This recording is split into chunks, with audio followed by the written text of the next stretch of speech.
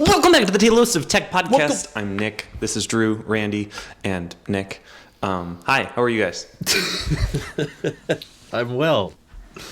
Man, that just got away from me so quick. I know. It all fell apart. I took the beginning of that show and I just snatched it away from you. Hey. It's all downhill from here. Thank you. I have lots of thoughts about the new MacBook Pro. Is today the day? Is today the day? Is this it? Is this Unfortunately Welcome not. back to the MacBook Pro podcast. It is the MacBook Pro podcast because that's basically the only interesting thing to talk about in the tech community. Mike sent along, Mike from the EV podcast sent along a monitor link that a link to a monitor, not a monitor link. I don't know what a monitor link is, but it sounds like it should be a thing. It's like a cable. But it's a link to a monitor. And it's an impressive monitor, but it's still ugly. And so I decided to make my way down to my local Best Buy and see these ugly displays again. Again? Why? Because you're in the market now? I looked into it, and I think I saw my soul somewhere in that screen. What? Your soul. I looked, What happened? I What's looked left? so Wait. deeply into the screen of the 14-inch MacBook Pro that I saw more than just the screen. It was an intense experience. Still an ugly computer, but the screen's good. So whenever the inevitable happens, I guess I'll have a good screen. I love how we have an archive of you. This thing is stupid, ugly. It wasted my time. Worst keynote ever. It took like 1 month. Now he's like, I saw my soul when I looked into the display. His soft Look at voice that. is only getting softer and more nurturing, and there's something about this that it ages like fine wine. Yeah, it's still ugly, but whatever. Whatever. He's willing to look past it. Maybe that can be the finale for next week. See, everyone, just go to Nick and Sweeney's Patreon account and start up that MacBook Pro fund. Woo! Yeah, you'll need it. But I'm more interested in, because I know you hate the MacBook Pro design. We've Really? I don't think beat we've that talked about horse this skeleton into the Cretaceous period. Whatever that means. And We beat it so bad, Chris Pratt is there going like this. Whoa, whoa, whoa. I'm more convinced, would you be interested at all in an Apple Watch built around durability because of how you live and work in a very rugged, very dusty, dirty, whatever you want to call it, environment where It's called all your Starbase. tech is banged up. Yeah. All your tech is I saw is that video of ruined. yours, Drew. Would you want to watch specifically for that? I saw the video and I thought about it for a few seconds, but I just love the way the stainless steel looks. It's so gorgeous. Like, hello, ladies and gentlemen. Okay. This is the most beautiful color combo of watches. good. The white band, the steel, the sapphire display. Randy is completely off on that. Getting some aluminum watch like a pleb over there. Rag. How's your bank account, Nick? Mine's $300, $500 cheaper than yours. But you have a Series 7 and I have a Series 4, so I've actually saved much more money than you. The watch just came with $300 of cash just sitting on the top. Well, that's how they sell those Pixel slates, right? They come with a $20 bill in the box. Oh yeah, that would. No, I still wouldn't get it actually. Yeah. You are literally Probably paying not. me to get it, and I still won't do it. So back in the day, Yeah, you'd have to pay before the Apple Watch, I had this Casio watch that was solar powered, and I really liked it. Same. It never needed to be charged. Solar. It lasted Yep. me like 5 years or something. I got it when I was pretty young, and like it lasted me up until I got an Apple Watch. And I was off and on the watches. So it wasn't like I wore it for 5 years straight. There was definitely a few periods in there when I didn't wear a watch. But when I did, I really did appreciate the fact that it was it was a $60 watch, so it wasn't like fancy or anything. It was, rubbery, plasticky glass thing. It got scuffed up, it got scratched up, but at the end of the day, I didn't really care. And I think that was really what Apple would need to target. It's the price, not necessarily the durability aspect. It was the fact that it only cost $60 that I didn't care about it getting knocked around or dinked up or whatever.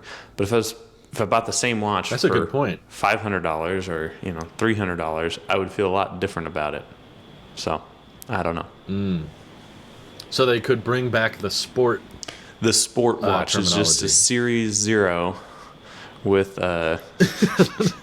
with Watch the OS glass 3. is pre-cracked. It's already damaged, so you don't have to worry about keeping it used market. protected. There you go. What about you, Randy? Would you? I didn't think about that. I know you would. You definitely had the more active type watches, and you still do. What do you think about that, Randy? I would actually be more in favor of if I'm moving away from aluminum. Okay, so, let me say it like this. The cheapest variant is the one that has my attention because I know I'm not holding on to it for many years the same way. So if the software isn't different, and I'm not talking about exclusive faces, just software performance. If the software isn't different, then I tend to just lean into the cheapest one that I can get, personally. But between a rugged, a more active endurance one or anything else, I would actually lean into getting a stainless steel over a rugged one. Yeah. Not titanium? Yeah, but I don't like the titanium that we have now. That's the thing. Like, okay. I do want a titanium one, but I don't like the titanium now. So, I guess the color or the finish, or I guess it's the finish. If anything, right now, if they did a Series 7 or just an updated ceramic one, then that's the one I would go for. Yeah. That's interesting you bring that up. Just because I was thinking, I was trying to, when I did my iPhone 14 rumor recap, and we just kind of go over everything that's rumored to come out next year, if someone was asking, like, what are you most excited for in next year's iPhones, I think the titanium chassis is the most interesting.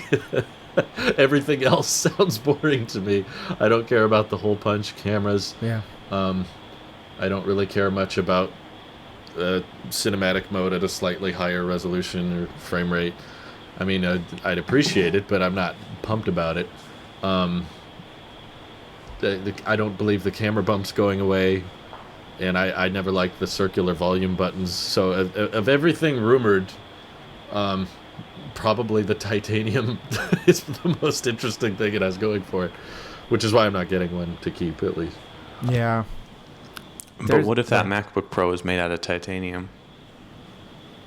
That'd be cool. Wasn't one of the first MacBook Airs titanium? No, the first MacBook Air was definitely aluminum. However, they did have a titanium G4, which was back in the PowerPC days. And I've held one. It's a chonk beast, and it was hefty. So titanium's heavier than aluminum, right? Usually? I guess. I don't know. I think the watch is. I'm not a material scientist, Drew. What are you asking me for? I'm but a lowly. You take pictures of metal so much. I thought. I do. Okay, so if we want to talk about 304L stainless steel, the 304L variant has a little bit more nickel in it, which makes it a little bit more resistant to corrosion, which is important when you're building rockets next to an ocean. Starship steel. Yeah. What did you say, Randy? You were snoring. Cut you off obnoxiously. I like that idea. People off obnoxiously? Never. No, me. I like the idea of I'm going to cut you off watch. again, Randy. I know. Here I go. You have to cut him off. Go ahead. You have to beat him to it, I'm waiting Randy. for the right moment. I'll wait for that. He was so quiet during EV. He's got all this pent up aggression. No, actually, I just had to PB&J a second ago, thoughts. and I'm like all hyped up on like peanut butter and jelly energy. So that's what we're doing. There's your title of the week. I like the idea of a rugged watch. I think people who are outdoorsy, one with the elements. You want something that has. What am I trying to say? They're not competing in that space yet the same way that you have those sports watch. And I'm not talking like the Apple sports watch when they called it that. Real watch. Those G-Shocks and stuff like that. To have them in that space, like there's a lot of people I know on the military side that don't wear an Apple Watch because they're like, I'm gonna damage this thing. I need something that's more dirty because they're doing so much, whether they're working on vehicles or rifles or something that's with another metal.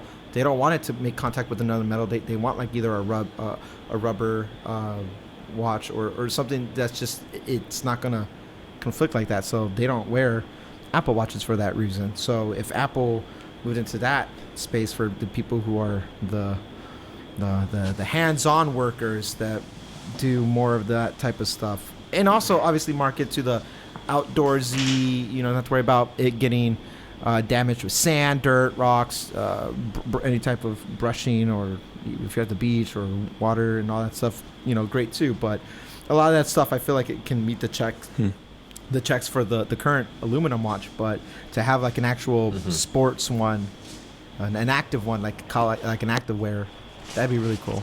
But for me personally, I think I would lean in more on getting a stainless steel or ceramic one before I would get a rugged one. But I think that's also with the mindset that I'm happy with this one right now, that I'm indifferent. Yeah. What I'm picturing, because I'm looking at the Series 7 landing page right now. Yeah. And I don't know why this came to mind, but I can't stop thinking about it. Just picture a Series 7, except instead of aluminum or steel, that chassis is just carbon fiber. But it's like the same design.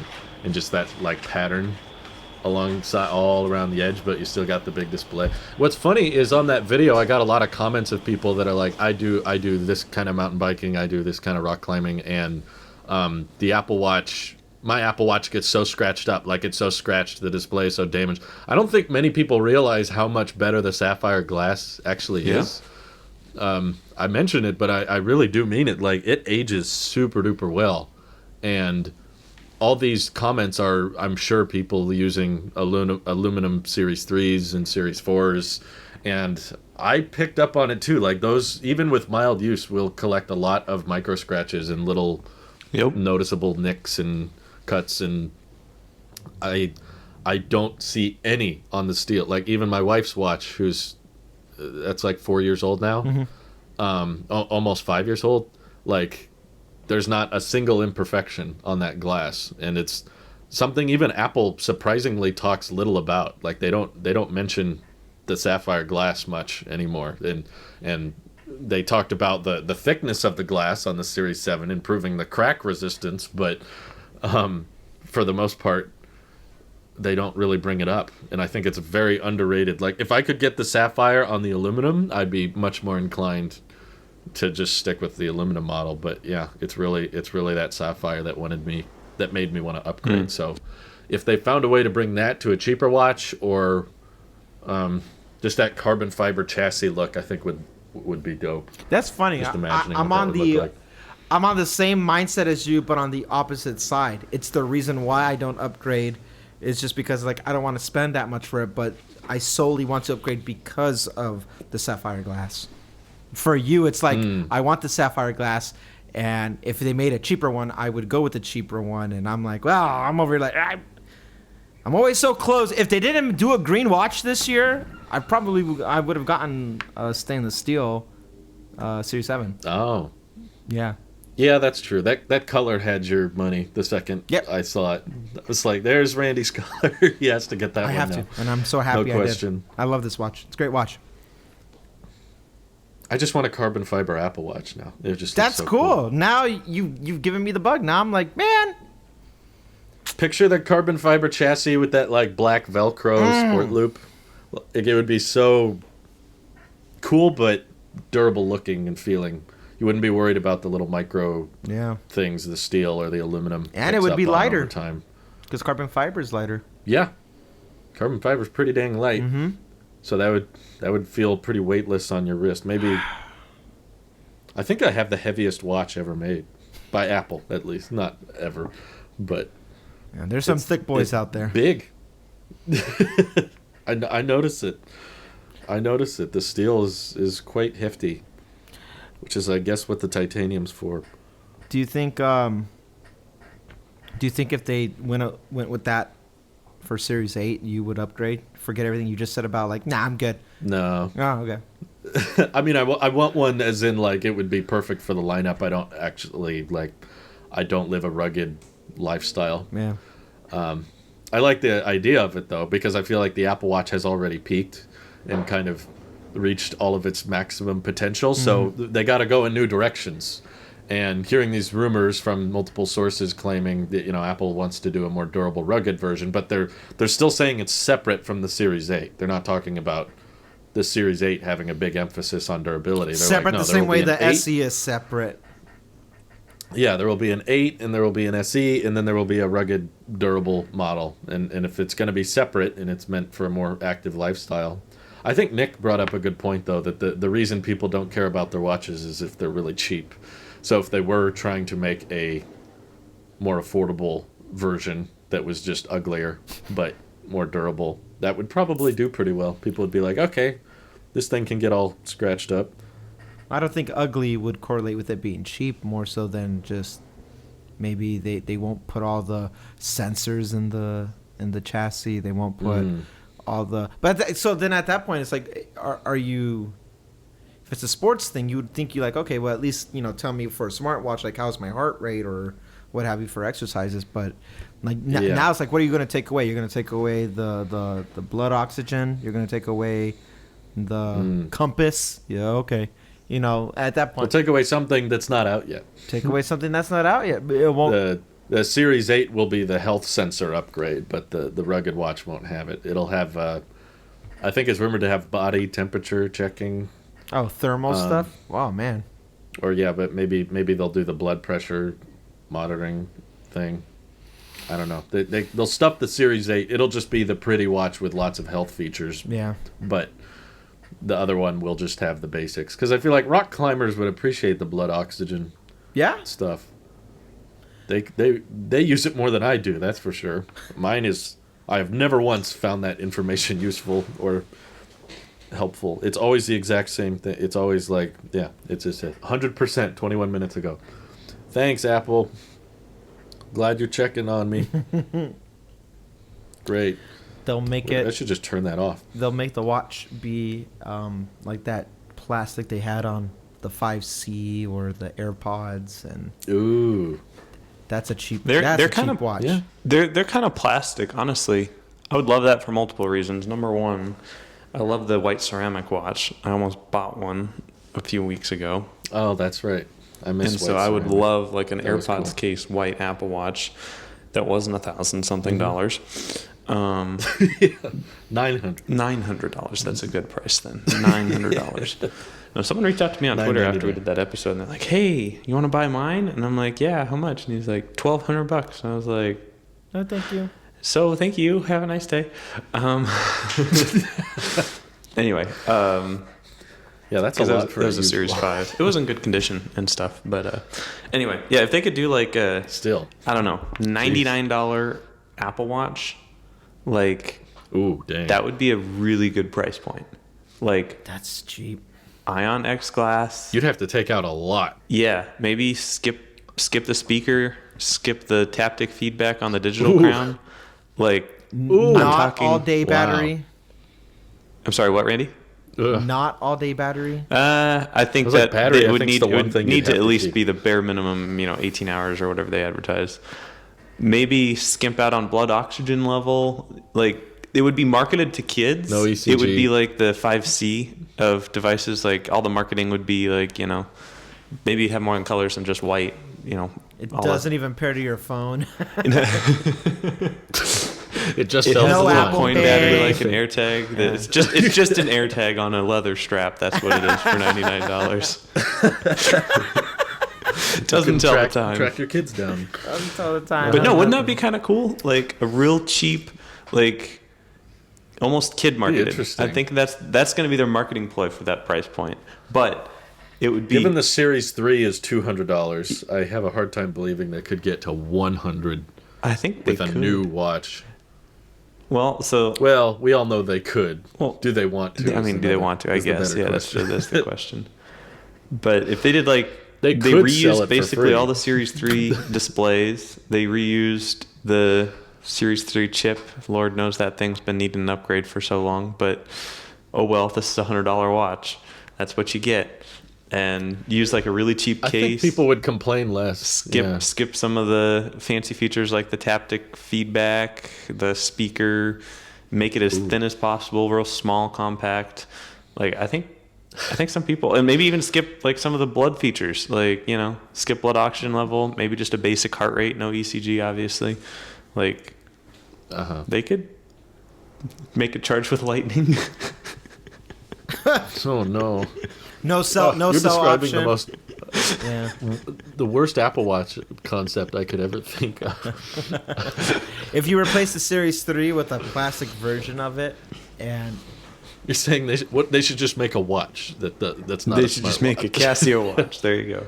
well, what makes it smart is that you're saving money, and that's always smart. Yeah, that's it. That's the smart aspect. Huh. Well, I'm for anything that gets rid of the Series 3. I'll take Nick's crappy $100 watch if it means they stop selling the Series 3 on the website. That thing needs to go. That thing needed to go like 2 years ago, and it's still hanging out. Yeah, The Series 3 is to the rest of the lineup what the iPod is to the iPhones. It's there just to upsell. Yep. I think you're right. They probably sell like 2 of them a year, but someone else. My wife still has the Series 3, but my sister has the 38 millimeter, and I'm like, that is a criminally small display. Criminal. I do not understand how did they get away with selling watches that small? They sold solid gold Apple Watches in the 38 millimeter footprint. Like, I was looking at that screen and I was like, can you do anything with that? Like, I held it next to my Series 7 and I was just like, night and day. You could fit like 4 of those screens on here. I know you can't, but that's what it felt like. That screen was so tiny. I put it on, and by the time I still put in selling it. my little 4-digit pin, I have to take it off to charge it. Yeah. The passcode. Each time you press a number on the passcode, it consumes 25%. Yeah, I gotta charge it once I'm done.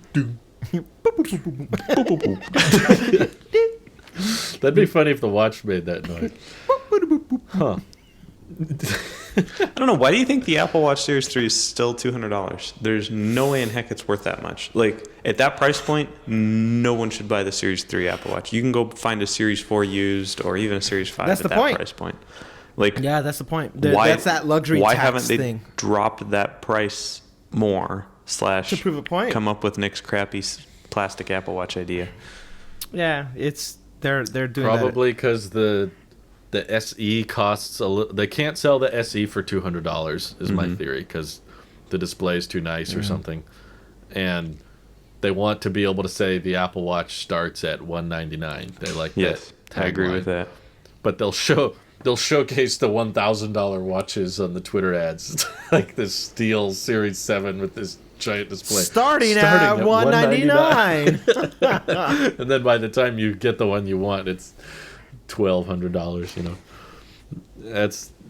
I think it's just a marketing tactic. That I'd really like to see how many people are still buying Series 3s. We're gonna get a bunch of comments this week that say, I bought a Series 3 last year. It's fine. It works.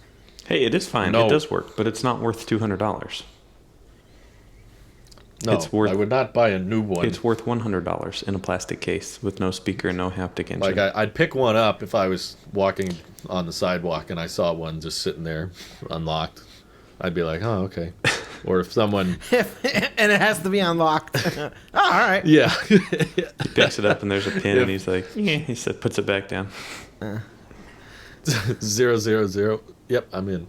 Cool. So what So- would you guys compromise on a watch? I don't know. It brings up an interesting thought because, like, to me, taptic engine, Health sensors for me. health sensors. Okay, so new. The taptic engine is super useful to me. Okay. Like, I never have the the speaker playing notification. I mean, sounds on my Taptic phone Engine or my watch. switched out for like a little vibrating motor, like like the cheap old Nokias or whatever had. They could even switch it to like the old ticking noise the old iPod Nanos would make. Yeah, when you scroll. It's like a really, really basic speaker. If it just for a notification, maybe I could live with that. I just hate the default like. Bing! That's like the worst sound. And there's so many parties or events I've been to where someone's phone starts ringing. It's like 50-year-old woman's purse, and it has to ring like 8 times because she realizes it's ringing, grabs the purse, opens it up, looks through like 80 books that she has and crap and magazines, and yet it's still the whole time old. hearing, it's still the old Nokia. and everyone is just staring, waiting, and she's like, "Oh, where is that?" And then grabs it, and then looks at the screen.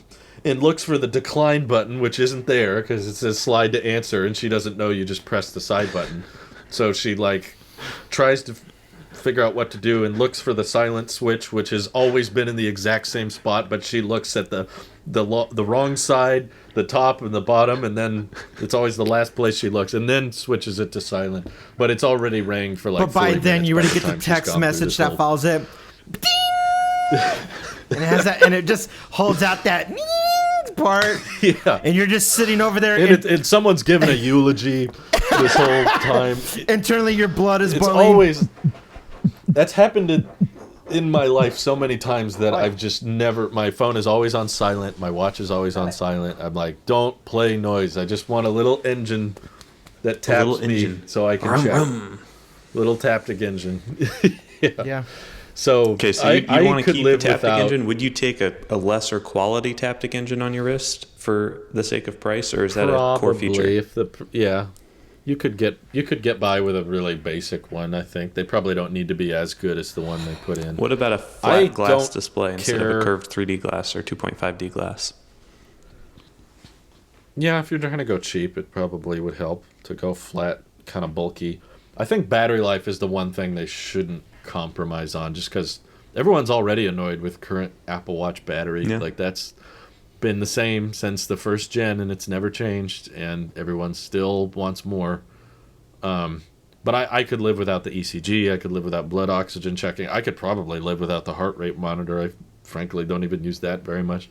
So if you would just stripped it of all of its health benefits, maybe the watch for the already healthy.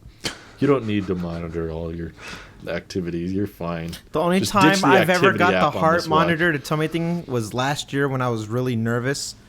I put out a video and just and I'm just like, oh, I'm so nervous right now. You are stressed. Stop being that. Stop telling me I'm stressed. It's what's making wrong? It worse. It doesn't really help. The only thing it needs to have is the battery, and that's it. Really, yeah. Honestly, like no screen, all these things that we've all these things that we just thrown in to it. I don't use them. I don't care about it. What if it didn't pair to your phone via Bluetooth to do like the text messages stuff? How would it be a standalone? It paired to your. Maybe even standalone. Maybe it would have an option to be standalone. But I always think that makes the experience worse. No, it would. Like, in the sake of price, skip the Wi-Fi radio, skip the GPS radio. Like, so what can it do? I know. Tell time. Why? I'm going to want to get my notifications. You want notifications? I think Apple made this So it's like Bluetooth. So it does notifications. Maybe you can't, like, respond to them. I don't know. Like, I feel like WatchOS is just so... Oh, so you're saying like the screen is not even a touch screen, that I just have to use the crown for everything? No, I don't know. I'm just trying to... It's like the Apple Watch is so mature, right? I'm like trying to think of ways we can shake it up and redefine what we think the Apple Watch is, and just see if any of these ideas stick. Well, I think we could always go with my cuffling idea from 5 years ago. Did I ever talk about that on the podcast? No. Refresh my memory. I don't know. The cuffling idea was to make like a wider aspect ratio, where it was like a bigger screen, where you could have more of like a imagine two Apple Watches next to each other and then combine those screens. Okay. So you have more room for text and a more full-size QWERTY keyboard, and it takes up a lot more room on your wrist, but it could actually, I don't know, do a better job at... You could, like, watch videos on it or something. I don't know. Probably would be terrible. Don't do that. But I like the idea of the screen getting bigger. That's all. I'm picturing... Honestly, I think... I don't know. The watch is just... It's been perfect. They just keep... They've already got the keyboard. Yeah. They reduced bezel even more, and it's brighter, and I get more jazzed about the software every year, not because of the new sensors they put in, but the software as in like using the portrait mode thing like here. I love it. Oh yeah. It takes up the whole screen. I have always on now, and it's for me personally. It's like I look over, and if I'm stressed, I just see a picture of me and my wife, and I just feel a little better in that moment. And little things like that. Those little experiences matter. I'm still using my sometimes on display. Sometimes on. It's always on. Because I've never had an always on. I wanted to see what this is like. I get through a day just fine. I like that I can kind of for now. Yeah, for now. Give it 3 years, it won't get through the day. 3 years, we'll have it. We'll have this sidekick looking screen you're talking about, where it's longer instead of wider, and I can just feel like Buzz Lightyear. Have you seen the assistive touch feature where you can use it? Yes. With your fingers? Yeah. I still don't understand how it does that, but maybe that's the only way to interact cool. with this $100 Apple Watch. It's like I don't know. We watched Spider-Man: Far From Home the other day, and or no, that wasn't it. We watched Sonic the Hedgehog, and Jim Carrey has all these like tech things on his wrists and fingers, and he's like controlling all of it just like that. And I was like, maybe there's potential there or something. I don't know. It's kind of the traditional simple Apple Watch manual that comes in the box on this version would be quite complex. Here's a dictionary. Mm-hmm. It's a big pamphlet. Yeah, it's a giant book. Yeah, I think they've peaked. It's so a tricky one. What does that mean for the future then? If they've peaked with the Apple Watch, or is it like the Apple Watch was Tim's big product? His whole like CEO-dom is wow. I mean, obviously he's done so much more, but wow. It's pretty much just the Apple Watch as far as new products. Right. And I think the Watch is his biggest, that and AirPods, but Watch probably has saved more lives than AirPods. AirPods have ruined lives probably. Wow. Just trying to get them connected to FaceTime calls and the battery health getting so much worse over the years. Wow. Watch is his legacy at this point, I would say. And do you think though that's frustrating for? I mean, obviously it is frustrating for him if his legacy is already over. Like it would be like Steve Jobs peaking with the iPhone 4, and like he was still around, but he was starting to look to get out. I mean, obviously he was taken too fast. No, I would say it's probably more akin to him peaking at iMac, iPod. Yeah, iMac. We all have different. Well, if we go back that far, he has a mountain range of a career. There's many peaks. No, iPod. I agree. Is probably more because it's a cheaper accessory. It's not a home main device like the iMac or MacBook would have been. So, I don't think Tim Cook's peaked though with products, because it's the refinements that has made these devices better. The first series, Series 0 now, it's a terrible device. It's a good introduction for what it now, is. Yeah, now. At the time, but I loved it. Context is everything. I would never recommend. This is the same reason why I don't recommend anybody get a Series 3 now. It's a hot pile of mess. Like, no, that's terrible today. And under Tim's reign, at least, this watch has improved it in a way that is like, we keep thinking, how do you make it better? And you're like, oh, okay. And even though people would say last year, it's like, well, it was just a little bit better. Of course, that's the point. You're gonna get diminishing returns every year, but it's when you connect the dots looking back that add up everything, not what's happening in that moment, because that's something we're all feeling, not just with watches, but the phones and the Macs and literally everything else. And we're all waiting for this next one more thing. And that's not what it's about. It's about the overall. It's always been about the ecosystem, and the watch, I think, is a beautiful accessory to the ecosystem for people who do like. Right now, when we started this whole like, how can we change it? We had different visions about why. Drew doesn't have an active lifestyle. He has no need for the rugged one, but he likes the sapphire glass. Nic, polar opposite, is like I'm out in a dusty, dirty area, and if I can get something that would not get scratched up and make it, terrain resistant, he's over but here at the getting same jazzed time, about. I still don't have a single scratch on the Series 4 Apple Watch, which So what two you're different doing is you're people trying to have used for many years. combine. It's been combining the continuously best of- worn. This watch has been continuously worn since 2018, plus or minus Yeah, a few but weeks for you're reviews. now just talking Like- about the screen, right? You're the screen itself. The screen sapphire itself glass, is perfectly fine, but the polished steel, I have these polishing pads that maybe once every 6 months or so I polish it, and it looks fine right now. I haven't polished it in probably 3 months, but it looks fine right now. It's gorgeous. I love this watch so much. By the end, he's going to be wearing it in like 5 years, and you can see the electronics through the steel. It's like been so polished down.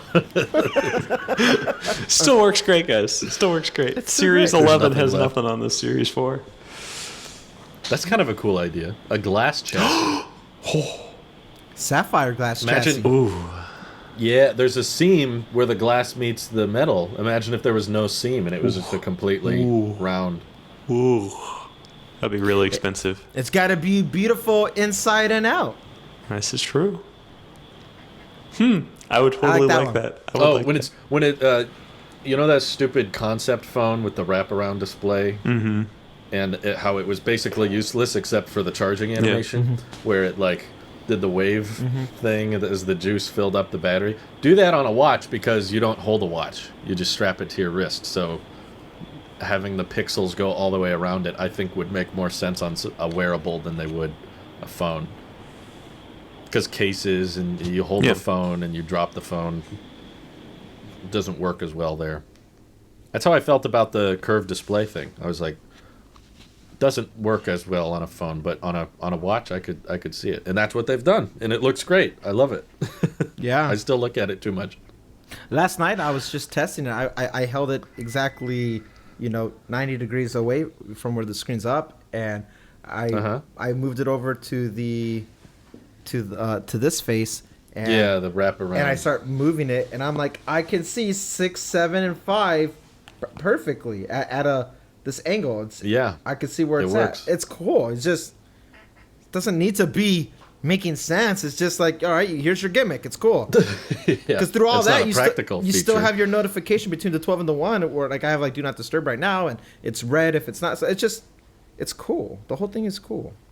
I'm all about it. That's a really subtle software thing they did. I don't know if you noticed that, Nick, because you don't have a 7, but on that, what's that watch face called again? Let me double check. Called Contour. Contour. On Contour, where the display goes around the edges, if you have a notification, instead of the red light being right in the middle, the red light is off to the side to leave the 12 be, and the 1 that's next to the 12 just gets a little shorter to make room for the red dot.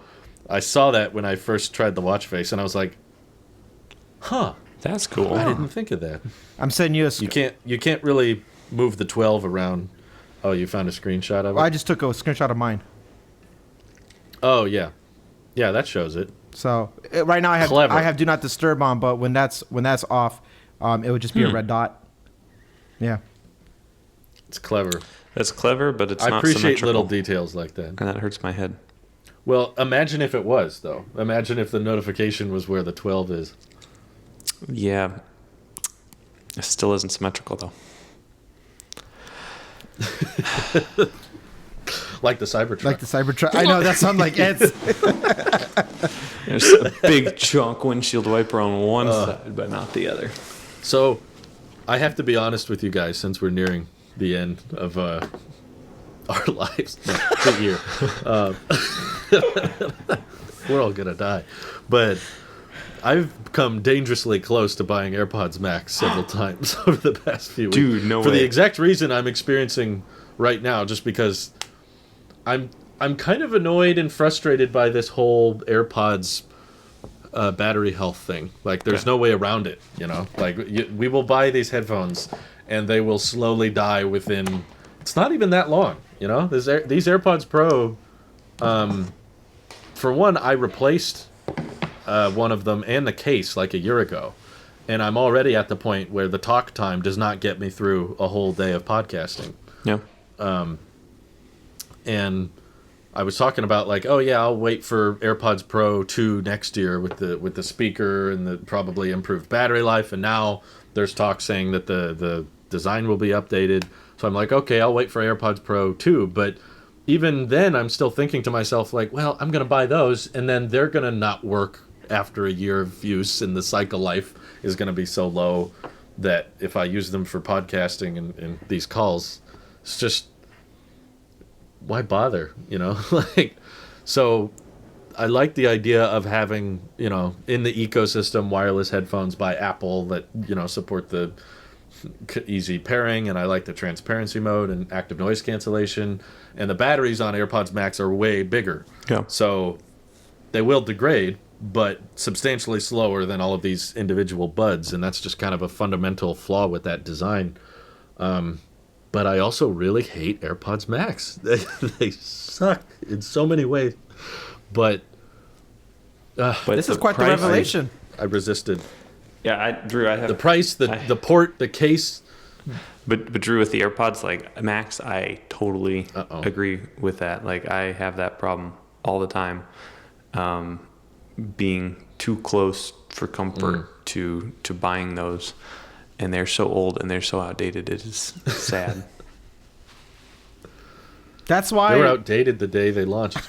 that honestly, that's why I've moved back to my over ears, because it's frustrating that I can't sit down and go through a Friday with you guys without having to take a break in between.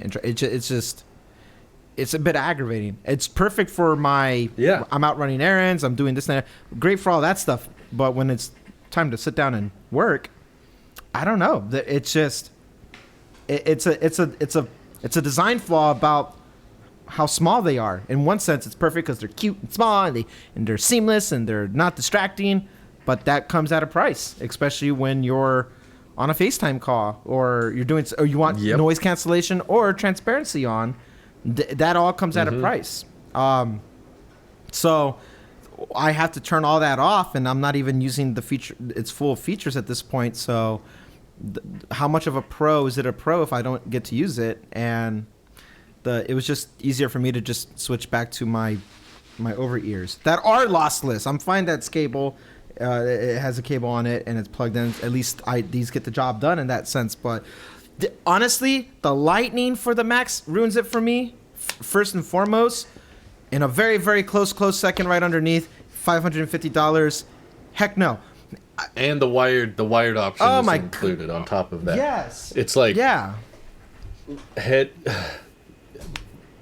it's like facepalm so hard with that design. And I've looked at I've been interested in the used market. You know, I've been looking what they're going for secondhand, and even those prices aren't quite what I want. You know, the lowest I could find was around $350, and even that, I feel like that's a lot of money. Yeah.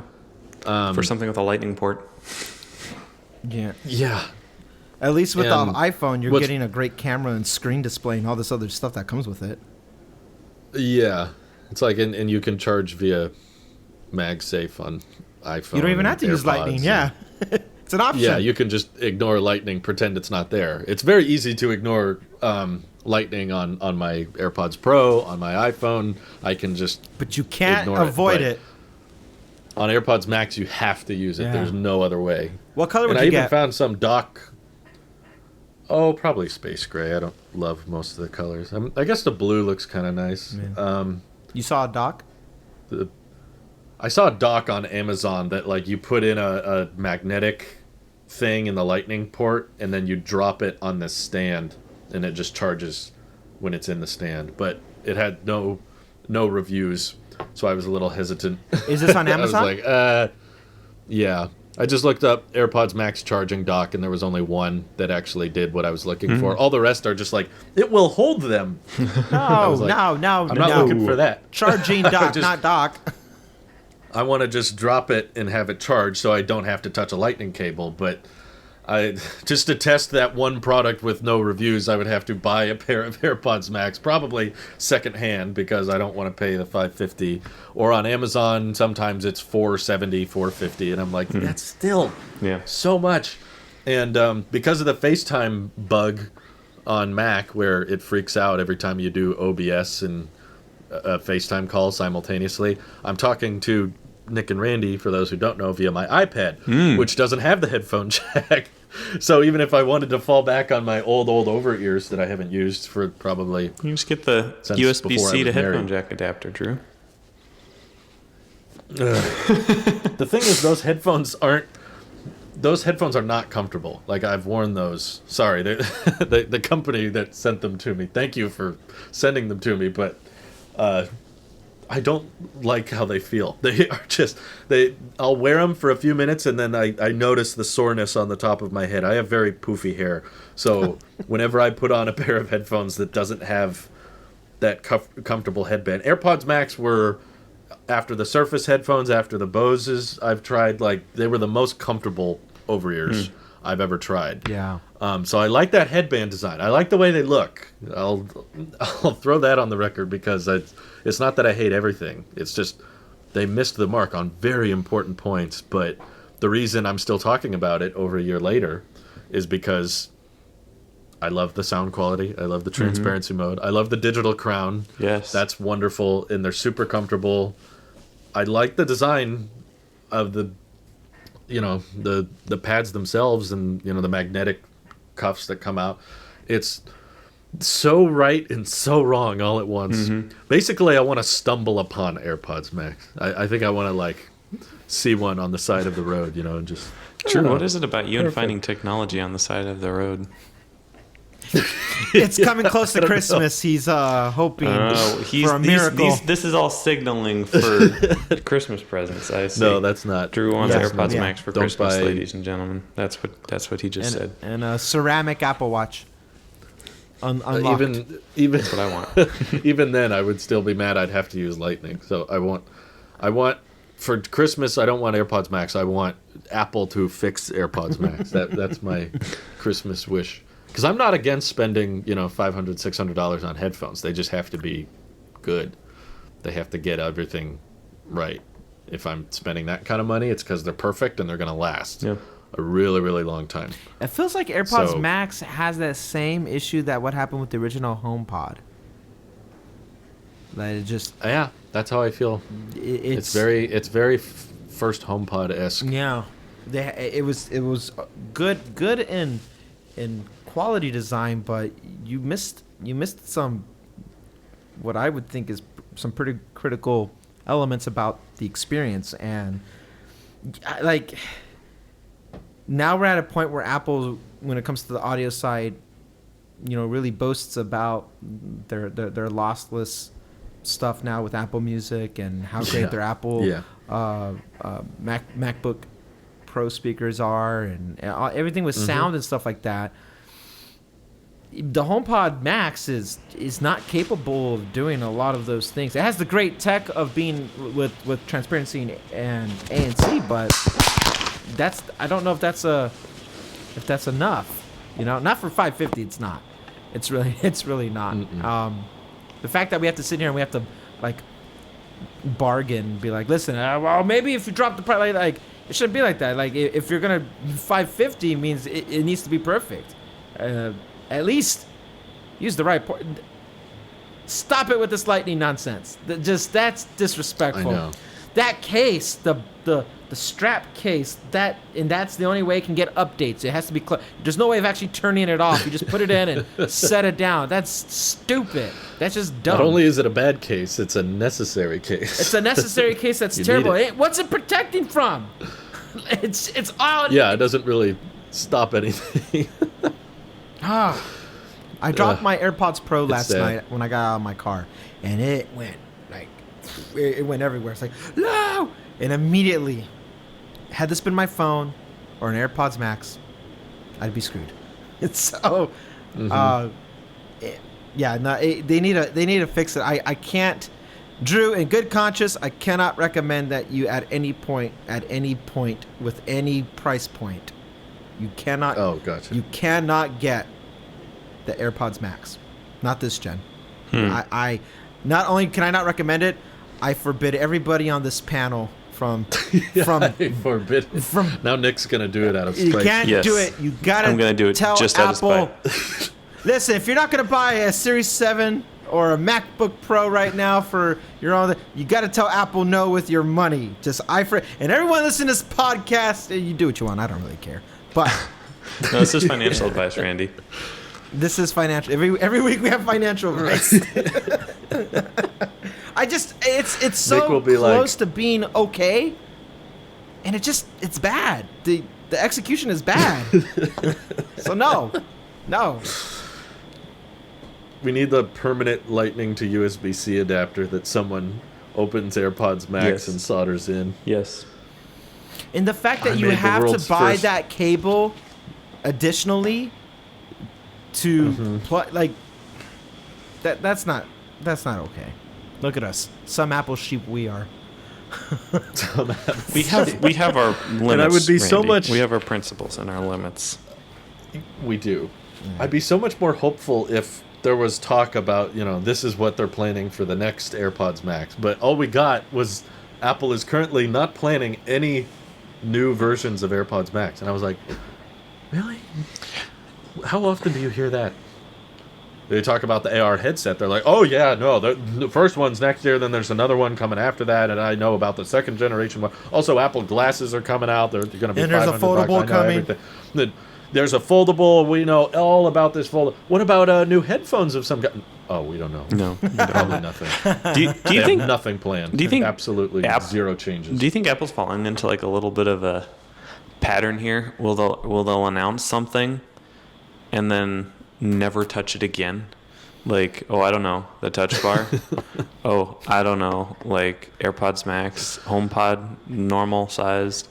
Like, I feel like a lot of these things can be fixed with just a Gen 2, but they get scared with the backlash of the Gen 1 that they never push forward to that Gen 2.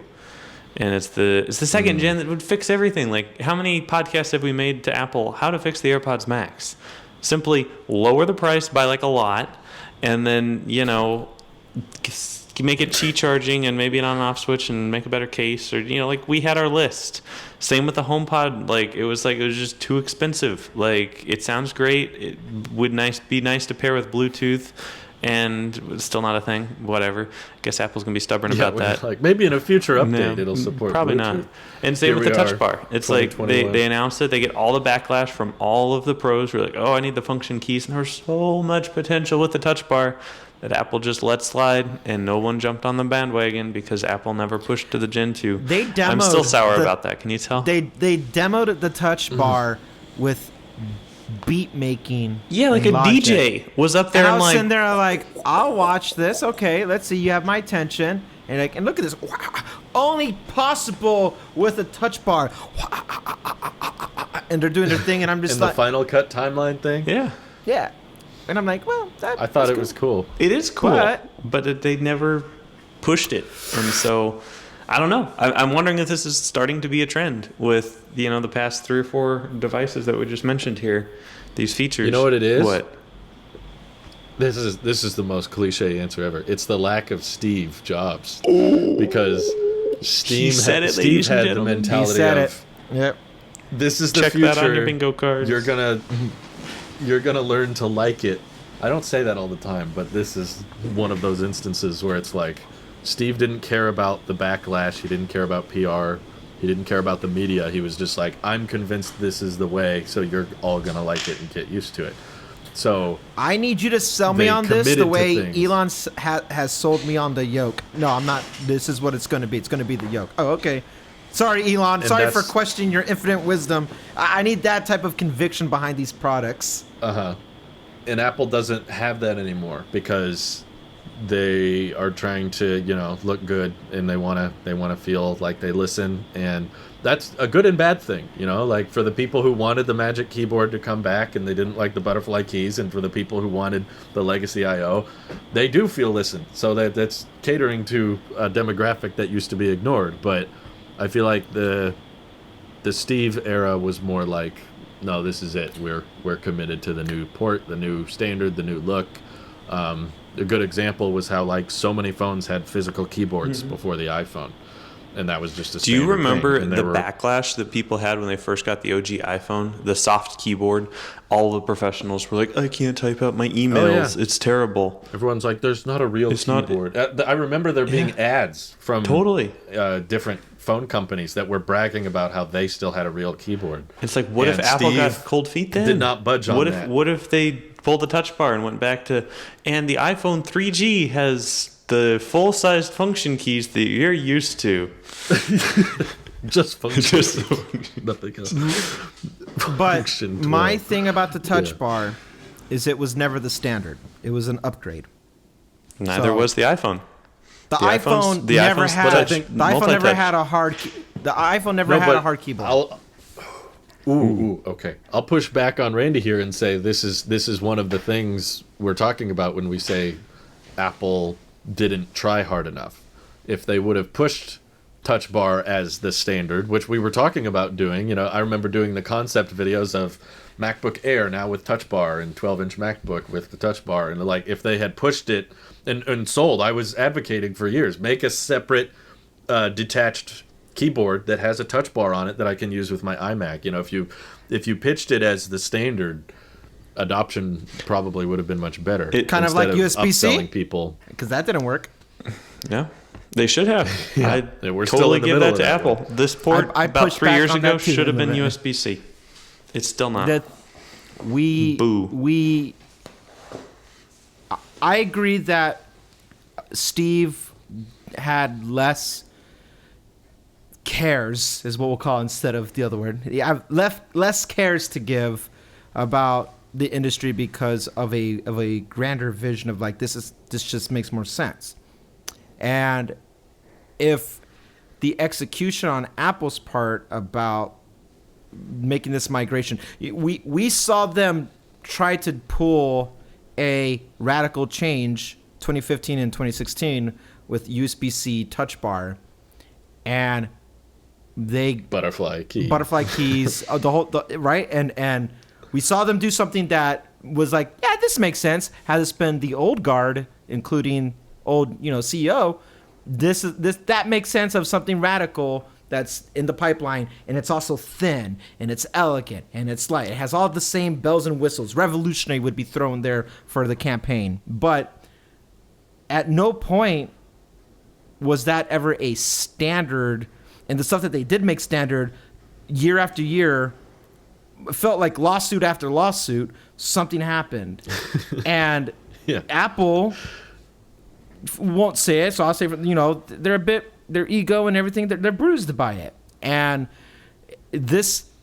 them playing it safe, whether you agree or disagree, is the smartest thing to do, because now, with the exception of the loud majority, Nicholas, probably financially it's a wise thing. People are praising all these changes. And I wouldn't even put that all on Steve. You brought up a point, Drew, I think last week or the week before, that Phil Schiller was steadfast on these iPhones that were having issues, and the moment he steps down, now we're getting thick, chunky, great battery, something that's anti-Steve. Steve would never have approved a big iPhone. He was adamant about it has to fit in your hand. You have to do everything with one hand. He was steadfast in that.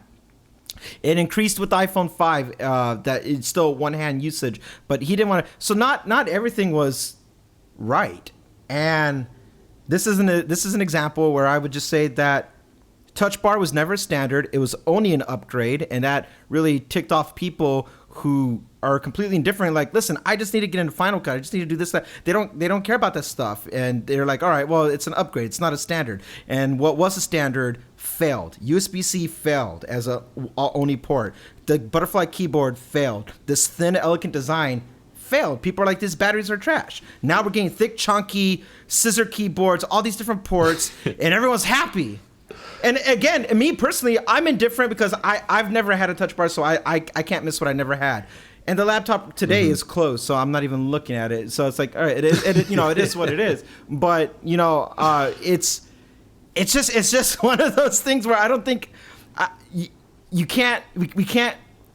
This would have never happened under Steve, sure, but be that as it may, today would have been arguably a worse situation. It could have been a worse situation because the butterfly keyboard situation was not getting. It was only getting bleaker. It was not a good look for them at all. Well, I feel like they just about fixed it right before they scrapped it. Like the 4th gen, I never recall anyone reporting issues with. Was the that 4th the one gen with that butterfly film keyboard. coat on it? That was the one. I think after it was the one. 2nd or 3rd. Yeah. Yeah, they did another iteration, and I don't recall anyone complaining when they finally got it right. But then they scrapped it. The rest of the market caught up, and Apple couldn't hold all these other companies' feet to the fire about move your ports over to USB-C, get on this standard, a standard that we helped develop. They pushed back, or they kind of gave in, maybe too soon, but. They tried it. They tried doing it the Steve way without Steve, and it didn't work. And so, I'm saddened. I think the Steve way would have brought the touch bar to like everything, whereas the Tim way is we have the touch bar on certain MacBooks, and then we have function keys on other MacBooks, and it's an option. We want to give people the choice to use it with normal keys if they want, or Steve probably would have chose eventual all virtual keyboard at some point. He was pretty, he was not super interested in iPads with attached keyboards, and they occasionally made that like 30-pin dock or something. Yeah. But definitely not keyboard cases until after he left. Just like passed. a stylus as well. Yeah, the stylus wasn't too into. So I think it would have been a more intentional direction under Steve, but it likely would have been financially worse. Like they'd have less market share than they do now. Yeah. They would have sold less. More people would have been unimpressed and uninterested to use Apple's way of doing things, but they would have at least had a very clear, definitive vision with most of what they set out to do. Let me add on to that real quick. I think what would have sold those devices even more under a world where Steve was still there, it's the software that would have sold it. Maybe they would have recouped some of that market share with the software. He's very software driven, and what was taken away in hardware, you best bet had to be replaced by something that was better in the software department. And I feel that if that was the case, that maybe the hardware where it's lacking, he was more than well going to be like, well, here's everything that you get with the software. Of course, everything's just naturally going to communicate with the MacBook, and it's Mac OS is transferring, that not sidecar, but the new one, whatever, the moving the mouse Universal. Universal, like that. It's just, of course, like he was saying, almost like it was so obvious. Of course, this is how it's going to be, and here's why you don't need the full keyboard anymore, because with the haptic engine in here, like he would reality distortion the heck out of the thing, where you'd be like, oh yeah, that makes sense, and you'd try it, and he'll be like, we replace something that is a dedicated button with something that has multiple purposes. Imagine every part of the screen is a repurposed, dedicated, mapped button for something if you needed to use that. And if you don't want the touch bar, well then in the software when you're doing it, then now you have software function keys instead of a touch bar. If you don't want to scrub and you just want a constant thing, the way you pin your dock. The dock, I have certain apps on here and I take away other apps. It would be the exact same thing on the keyboard or on the dock. Like you could just pin certain things if that's what you wanted. And he could sell it in a way that would have been like, all right, well, here's why the touch bar is better and why it's replacing function keys that are antiquated and old. No one can tell me what the F6 button does. So, at that point, he would make a case for it, and it's the software that would drive it forward. But again, without our fearless leader there, software suffered too sometimes, and it's just we can't go a single week without complaining about FaceTime. So that's true. Yeah. There's it's suffering in that too. So I think what would have been taken away in the hardware, he would have found a way to be like, no, here's why it's needed, because the software is tenfold way better in every sense, and here's why you can always improve it. So now the oldest 2015 or 2016 variant is still to this day getting the same software and features and compatibilities with all these Mac OS updates as your brand new 2021 MacBook Pro. And you'd be like, he's right, because that's basically what we have with the iPhone, right? So it would just roll over in the same way. They nailed a lot of stuff right with the iPhone, and that same vision, that same focus and dedication and ability to say no to most things and do things that you say yes to will work. If had that rolled over to Mac or iPad, woo, woo, woo. Yeah. I don't want to say that, Steve would hate what Apple's become, because I do think there's a lot of things Apple's still done that he would have loved. Like 24-inch iMac, I think, would have been... Oh, yeah. He would have been all over that. Totally under Steve. Same with the, thinness, the 12-inch MacBook. I bet he would have loved that. He loved everything being so thin and light and compact. He loved his little screens, He would have been... You okay, Here. 12-inch MacBook. You just mentioned the 12-inch MacBook. Yeah. And I need to go take a break. I think he would have... I also think he would have loved AirPods. Oh, he totally would have. Yes. The concept, at least, of just having a small wireless headphone experience. Well, now you can listen to Bob Dylan everywhere you get. Yeah, he would find some way to. Yeah, I think he would have loved the watch too. I think it's kind of exactly what he would have looked for, and just making it simple and intuitive and an extension of the phone. And I don't think everything Apple's done is against Steve. I just think there's a few little. Like the Loki show, there's little alternate timeline stems that went in other directions where I'm like, that probably wouldn't have happened if he was still around. But there's a lot that still comes out where I'm like, yeah, that probably Steve would have done something like that. And the 24-inch iMac, I think, is a good one. AirTags also, I think he would be into that type of product of just simple, basic, and it works and it helps you find your stuff. And he would have done a great presentation. He would have. Steve just pulling the AirTag out of his pocket. I'm not normally in support of AIs, taking over the world. But if we could get an AI that reintroduces all of Apple's most recent products as Steve Jobs, I would so watch that. Totally. Oh, you're right. Reformat the entire presentation. Totally right. Black screen. Instead of it being outside in a field, Tim. Do you want to hear the new product or not? Exactly. Yeah. Do some Steve Jobs deep fakes. Yeah, Steve Jobs would have never moved to a virtual presentation. It'd still be live. He feeds off that energy. He probably would, yeah. Steve would have never let go. There would be no COVID if Steve was here. If he did a virtual event, he would do the whole thing. There wouldn't be anybody else. Yeah he would. I think he also would have completely been on board with the Apple Silicon transition. Absolutely. Oh, yeah. He would have loved They probably would have to even ditch started Intel. sooner. Yeah, they probably would. Knowing how hot, they'd be like, no, we're ready now. How hot-headed he got.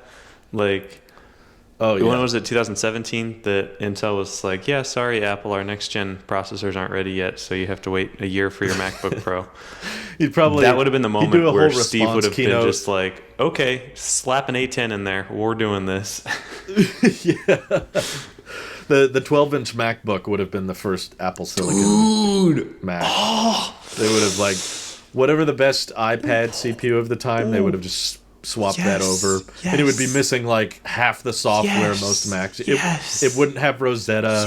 It wouldn't have any of the conversion software. You'd just be like, nope, do everything through the App Store, or don't do it. Something controversial. Steve would have updated the iCloud storage system. No, he would have downgraded it. We'd have only gotten a gigabyte for free. Would have lowered it. It's more minimalistic. This is the guy who brought me Mobile Me. I think he would have. Oh man, what was I going to say?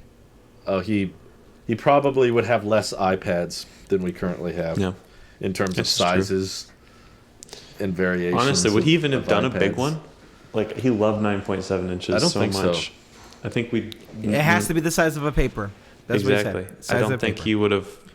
He might have been comfortable with a larger screen in the same form factor, so maybe like 11 inches, but with thinner bezels. But he would have made an iPad I think Mini the Pro. gesture control, he would have eventually gone in on. I think he didn't really live to see the bezel war, where we got really, really thin bezels on everything. But I think that the gesture approach to software is something he would have been on board with. Yeah, definitely. Just because it's modern. You had you don't me need at a button scrolling. anymore. Oh, what? He didn't like buttons, you know. You got to look at context of what was out before the iPhone, and he came out. He was like, "No, you can do it all over the screen. Maybe one button there for the home." But yeah, he liked it simple and clean. And our iPhones would probably be smaller if he was still here. Was he designing? It's been so long since I've listened to the biography, but was it a plane or maybe it was the Apple Park? He made us think about I thought it was a ship. It had to be a button and not a switch. He hates switches. The elevator in the Apple No, Park? like a light switch. He was talking about a light switch, and he's like, "I don't want a light switch." He hates it. It's ugly. It's pointless. He wanted a I think button. that he was working on a special cruise ship before he passed away. That the like Apple hardware team was like a little yacht or something that he was gonna use, but it never. Johnny happened. would have never left Apple if Steve was around. This is also true. That's impossible. But I think who knows? maybe Apple was. He hung around Apple for quite some time after Steve was gone. Yeah, but full he said he got burnt out after Apple Watch. He was mentally exhausted Who at that knows? point. He might have family things. I don't know. But like the cheese grater Mac Pro wouldn't have happened in 2019. Heck Maybe no. the Pro Display would have happened. The Pro under Display, Steve, totally. But the cheese grater? Not the cheese. Yeah. Pro Display would have been twice as $1,000 much. stand. $2,000 stand. That would have been $2,000 Pro stand.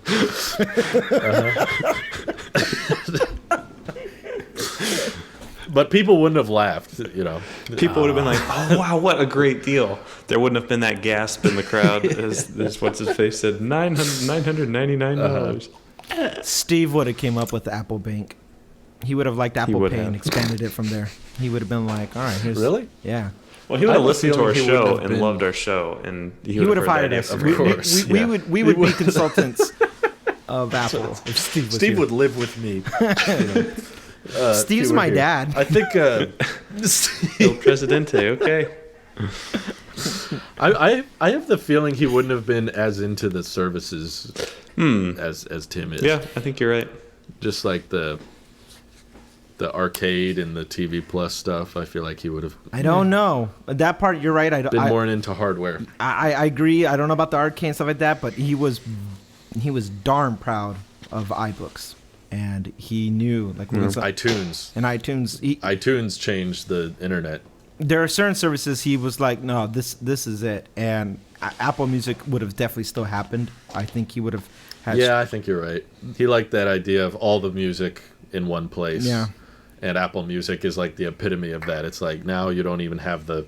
I remember the keynote when he was bragging about how simple it is on iTunes. You just click the 99 cents and then it changes to buy and then you buy it. So he liked the simplicity of getting to music. Some people I think get hung up on what was available at the time and insist that's what he always would have wanted. Like Steve would never remove the headphone jack because there were headphone jacks when Steve was around. It's like, yeah, but look at what he ditched in his lifetime. Look at all the standards that he was like, nope, we don't need that anymore. Nope, get rid of that.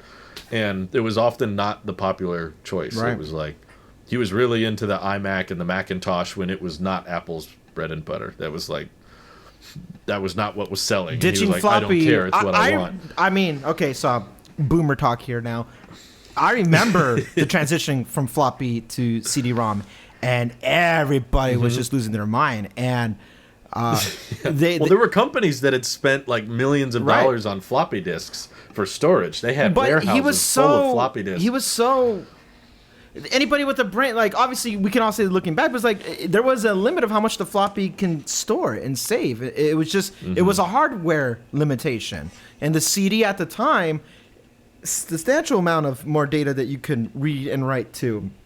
which then migrates to thumb drives, and now you have external hard drives like given away like candy and stuff. It was a natural evolution, but big picture was like, it's a limitation all the same. Get rid of it. And people were mad. I remember people that were friends of our family who were like, I'm never going to Apple. They do stupid decisions, like thinking we're not going to need a floppy drive or floppy disk. And I'm just, now I look at him like, you fool. You need an HDMI port and SD card slot. And the tray with the whole putting your CD in the tray, and he's like, no, I wanted to slide in like that. And people are like, that's stupid. Or people thought Steve was more interested in modularity or things being more open. And I was like, have you ever heard the discussions he had with Woz about how restricted and like limited the computer? Like the first iPhone, you could only use the Apple headphones. Yeah. So when people are like, oh, you have to buy the Apple such and such, Steve would be rolling in his grave. It was like, no, that's exactly what Steve would have done. He was like, no, I want them to only use our headphones. I don't want them using any other headphones with this. It's like, it's going to be my way. That was his style. Yeah.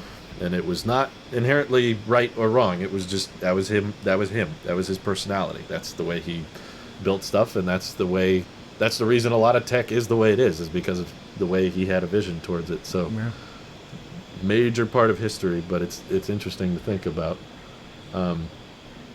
what he would think, what he would be doing. But 24-inch iMac especially. Definitely. And AirPods. That graph of the iMac getting smaller and smaller. Yes. He loved that. We just he chopped it off. He always wanted to brag. Here's a new iMac, ladies and gentlemen. If you go back and watch old Apple keynotes versus today's Apple keynotes, I encourage you to notice the huge difference between how much Steve loved talking about how thin and light tech was. He would brag about that for like 30 minutes on a presentation. He was just like, look how thin it is.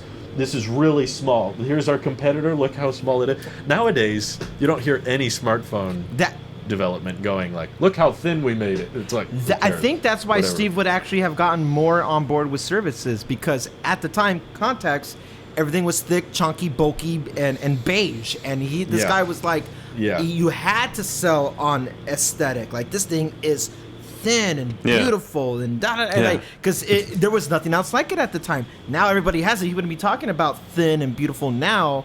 Now he'd be talking about how great the services that they offered for these thin and beautiful designs, and and calligraphy, and no one would have had calligraphy. And but I think I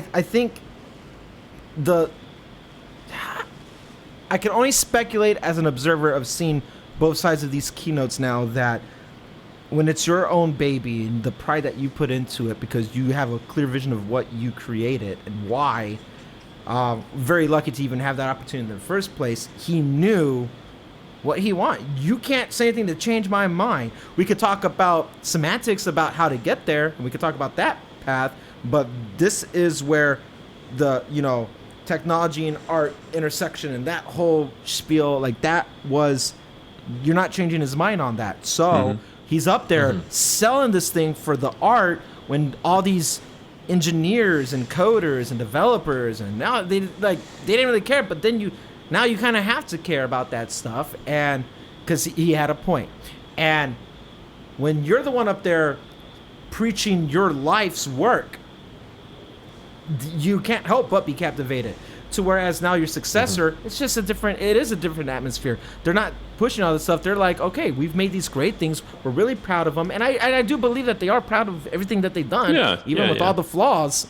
But it's not the same as like I lost years of my life to this thing. The amount of money I've put into it, and the startups and the heartache, especially when you get fired from your baby and didn't get paid. He has a very interesting story as opposed to like, I came from Adobe or wherever, or Compaq. I came from Compaq. And now here we go. It's like, all right, just climb the chain as is. So it is a different energy, but what can you do? Oh, did it happen again? Yeah, it happened again. I've been going back and forth for the past 30 minutes, and I'm like, I could never. That's frustrating. I need some USB-C headphones. That's what I need. There you go. Too bad you didn't have a headphone jack on that ugly computer. There is a headphone jack. I do, but you're on the iPad. Oh, okay. What's a computer? Yeah.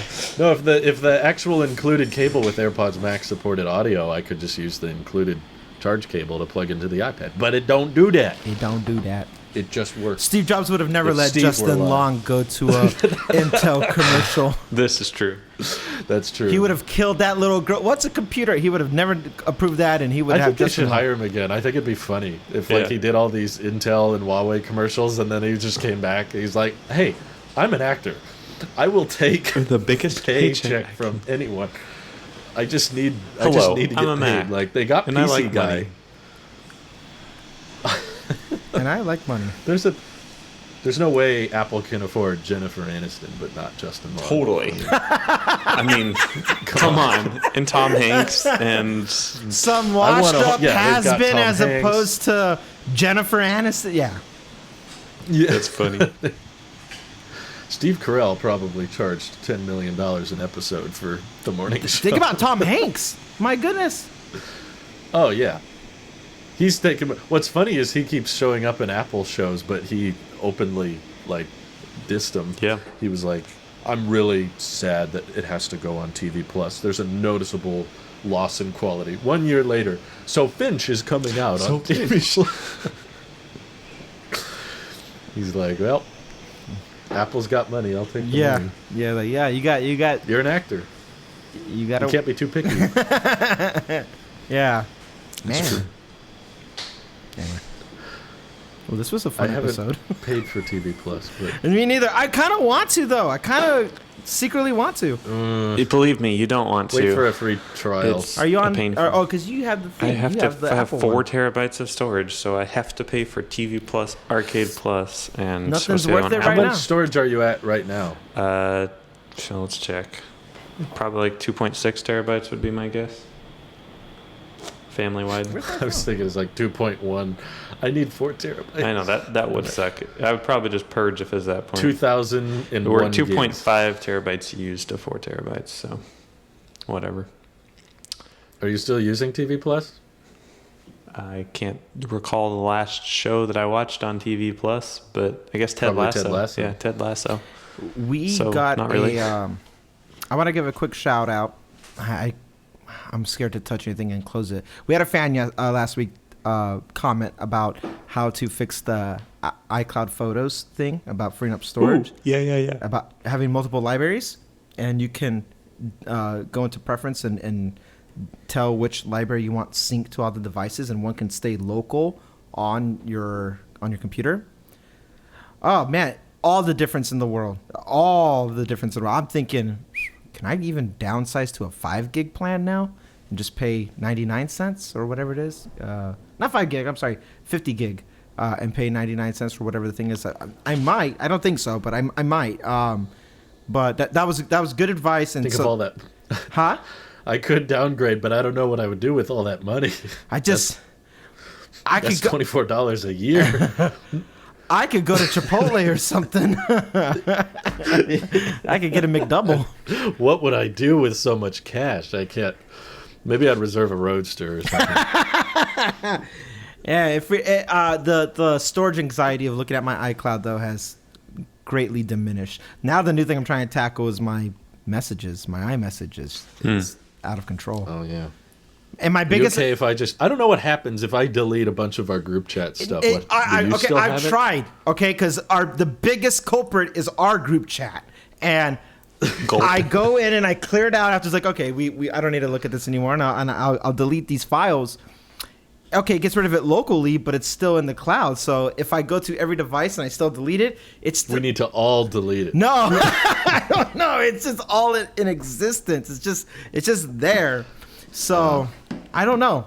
Okay, new question to the fans. If you guys know how to actually free up iMessage storage from the iCloud, because just deleting it does it locally, but it doesn't do diddly for the actual iCloud. It's not working for me. Diddly. Dude, diddly. It does 1.5 diddlies. Hi ho diddly. The new Apple Diddly Squad. Coming to Fitness Plus. Of course. You know how you said Steve would be up there presenting everything? I could just see him doing Fitness Plus and he's like, and you're really going to get a good workout in. Just up there. With his Nike Airs. Yeah. Oh, yeah. He has That's right. still a turtleneck, black I turtleneck. could imagine him but with it's a cutoff, so it's like a cutoff turtleneck.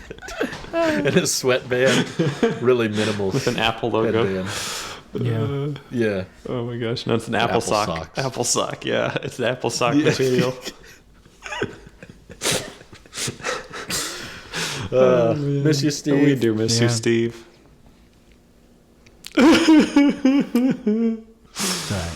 Wow. What a show. What a show. Wow.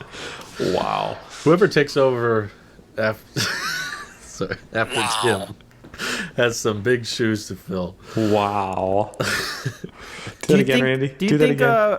Oh, yeah, sure. It's so satisfying. Wow. Wow. Wow. Wow. Oh my goodness. Do you believe the disdainment that Craig gave when he was like, crazy, foolish idea if you make me like or do you think he's playing it up for the interview? He's like, what if they Wait, when did he say this? they did an interview. Yeah. A lady asked him, I think they were talking about, I'm sure it's Mac, I guess, and this was back when they did, it was after Dub Dub, and they're talking about the Mac OS and everything in iOS. And they were like, some people have thrown your name out there to say you'd be the next in line. He goes, mistake, absolute crazy. He just kind of played it off kind of jokingly, and I wonder if that's how he really feels, or if he's just saying that because he does have a good life right now. Not having to be a CEO is stressful. So, yeah. But at the same time, big shoes to fill. Ivy's gone, so. Craig, Phil, my goodness, almost the whole old guard. Craig came in after Steve anyway, so he's not even old guard. So the whole old guard, Scott Forstall comes back. Scott's S from our show. Scott Forstall comes back. No, not other Scott. Forstall. I was thinking Jeff. Jeff? Yeah. Ooh, that's a name. Since all these titles are made up. I was thinking Michael anyway. Scott. Oh. Can we get Michael Scott to run Apple? Wow! I'm trying to do. Can he be the techno king of Apple? God no! There will not be a CEO. No! Season 2 or season 3 There will of be a techno the morning show or whatever is just Steve Carell pretending to be Michael Scott, pretending to be the CEO of Apple. All the shenanigans they can throw up. That could work. I'd watch that. I would too. I'm still watch it more than the morning show. I know Apple's watching or listening to us. Apple, I'm still waiting for the Apple original documentary inside the Apple Park. See how stuff. Please. Still waiting for that one. The literal walled garden. Yeah. Yeah. Yeah, it really is. They were like, you guys are like a walled garden, and they were like, I've never thought of it that way. And then they built a walled garden. There's all these trees, and you can't get in. We tried. You know what? We did try. I got a walled garden photo to show you that I am darn. If you don't like walled gardens, then you don't have the right to lock your door at night. You must like walls of some kind if you have locks on your car. And funny story. I always forget to lock my front door. Do either of you guys forget to unlock their front door on occasion?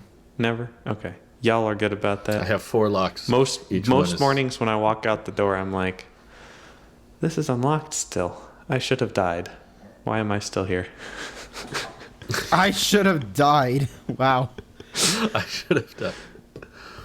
No, we've got 2 deadbolts and 2 handle Good. locks. Keep that secure. You got to keep Wyatt out. I mean, I've heard that he just stands in front of your door. Oh, yeah. Well, doors don't stop him. But Yeah, that's true. that's okay. Closing thoughts, Jen? Steve Jobs, I miss you. Please come back. I think I've said everything I've needed to say. Without you. Have a great week, everyone. Bye. Bye-bye.